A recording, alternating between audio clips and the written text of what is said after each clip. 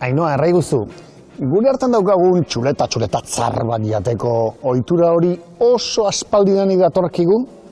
Bueno, egia esan, haragia jatearena bai. Haragia jatea betidanik. Ja lehenengo hominidoak agertu zirenean Afrikan, jaten zuten haragia. Baina, bueno, orduan txuletak ez.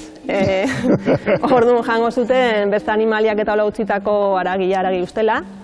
Eta gero ja xagutxoak, ustela, beste animaliak utzitako haragia, ez, arrazkia. Eta gero igual txaguak, intsektuak eta hola, hori hasieran. Eta gero ja, eiza teknikak eta garatzen juntzien bezala, ja hasiko ziren animali handiagoak izaten, da ja txuleta batzuk igual. Eta paleolito garaian ze jaki zen oinarrizkoena, zer jaten zuten? Jango zuten, biltzen zituzten gauzak, frituak, landareak, olako gauzak, eta gero iztariak ziren, orduan izaten zituzten animaliak. Eizan aritzen zirenean, zeren bila joaten ziren? Gehien maite zuten haragiaren bila, ala, lortzeko errazena zenaren bila? Bai, bueno, nik ustut errazena. Bai.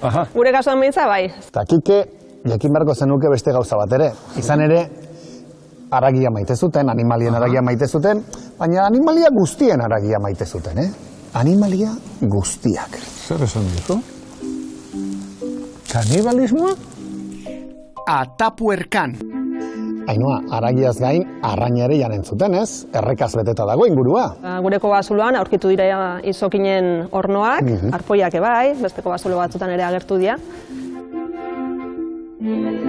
Pentsatu liteke paleolito garaiti datorkigula arraina eta haragi gordinekiko zaletasuna?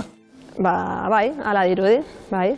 Baina, bueno, hori lehen aipatu dugu zuare ezagutuko zutela, orduan hortik aurrea behintzat, ja hasiko ziren sukaldatzen. Ze, bueno, sukaldatuta, igual deskubrituko zuten, asko errazago digeritzen dela, eta, bueno, abantaila batzu daitula.